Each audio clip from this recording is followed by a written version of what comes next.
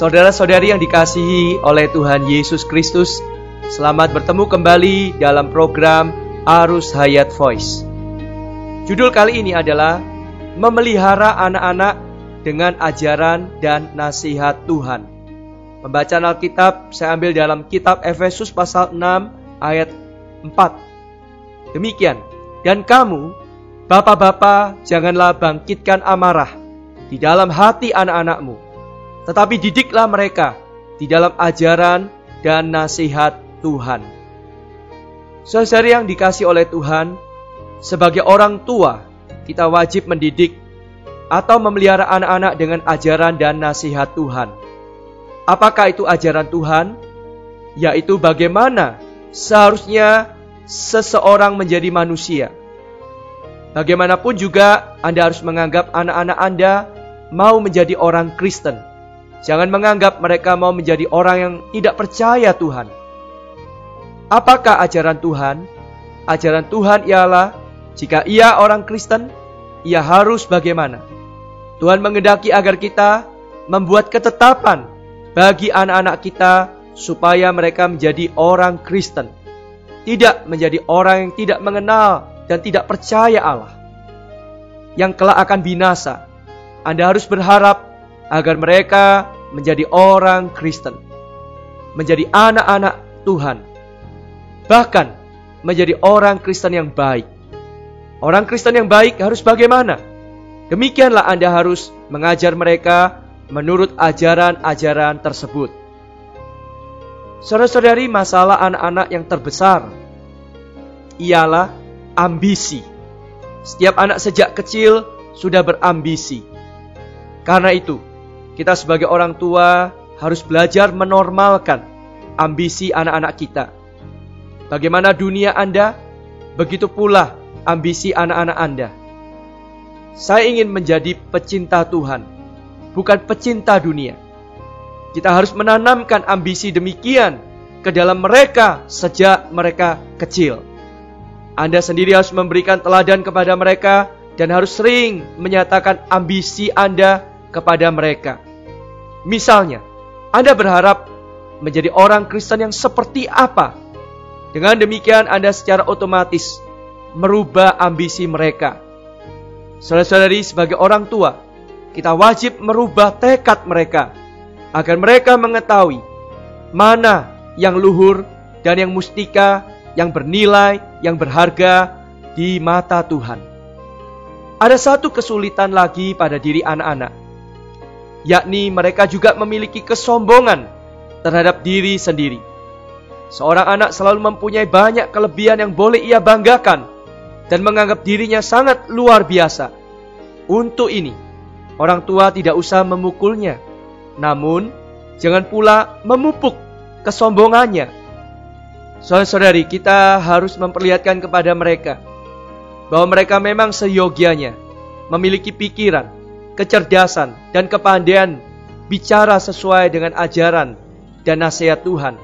Tetapi Anda harus pula berkata kepada mereka bahwa di seluruh dunia anak-anak yang seperti mereka sangat banyak. Anda jangan membuatnya kehilangan harga diri, tetapi jangan pula membiarkannya sombong. Selaku orang Kristen, kita harus mengetahui bagaimana memuji atau mengagumi orang lain.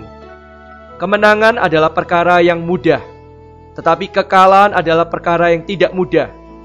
Jika seorang anak memiliki kelebihan, kita harus menganjurinya belajar merendahkan hati, tidak sombong. Di pihak lain, jika ia menderita kegagalan, kita harus menganjurinya belajar menerima kegagalan itu. Disinilah kesulitan anak-anak. Misalkan ada dua orang anak bermain bola, yang menang akan sombong dan yang kalah akan menyalahkan wasit tidak adil, atau tempatnya tidak cocok, atau arahnya kurang tepat karena menghadap sinar matahari dan sebagainya.